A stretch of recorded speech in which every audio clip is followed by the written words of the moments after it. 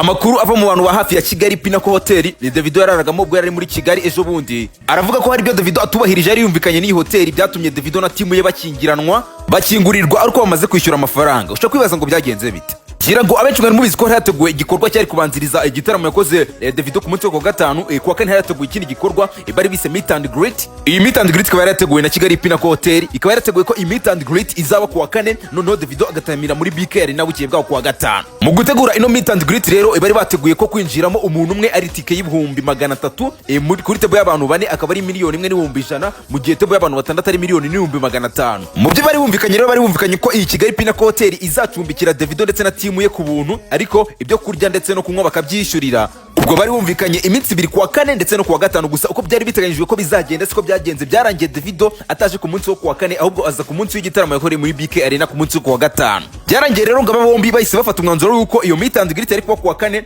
gusa ntibyakunda bayimurira ku munsi wo kuwa gatandatu nyuma y'igitaramo yakoreye muri Bikarangira. Ku munsi wo kuwa gatanu rero Davido yakoze igitaramo yari afite muri Bikarangira kirarangira, ndetse aza kurara muri iyi 𝐔𝐏𝐃𝐀𝐓𝐄𝐒 Hoteli, araramo nk'uko bari bumvikanye ku buntu. Ngo gusa bukeye bwaho mu gitondo cyo kuwa gatandatu ngo ubuyobozi bwa 𝐔𝐏𝐃𝐀𝐓𝐄𝐒 Hoteli bwatunguwe no kubona Davido aho kujya muri meet and greet buri bumvikanye ari kuzinga ibikapu we na timu ye ngo bitahire. Ubuyobozi bw'iyi hoteli rero bwahise bubwira Davido ko niba atari bujye guhura n'abantu muri meet and greet, agomba kwishyura ibyumba yarayemo ndetse na timu ye, ubundi we na timu ye bakemererwa kuba bataha. Davido rero ngo yabwiye ko ibyo ngibyo bitakunda, ngakomeza kugorana, ngaratukana, ngakomeza guteza akavuyo. Nuko ubuyobozi bw'iyi hoteli busaba abashinzwe umutekano ko bafunga imiryango ubundi bakemererwa gusohoka ari uko bamaze kwishyura. Timu ya Davido rero ibonye ko ibintu bikomeye yahisemo gucisha make, irangije hamagara warateguye kino gitaramo, wanatumiye Davido kuza kuririmbira i Kigali. Birangira yishe $16,720 y'amafaranga y'u Rwanda. Barangije bareka Davido ndetse na timu ye barataha. Ayo mafaranga $16,000 yishyuwe rero n'Intore Entertainment yari yatumiye Davido i Kigali, akubiyemo amafaranga yo kwishyura ibyumba Davido ndetse na timu ye barayemo muri hoteli hano i Kigali, ndetse n'amafaranga yo gusubiza abantu bari baguze tike yo guhura na Davido muri meet and greet. Ngayo nguko rero ibya Davido i Kigali.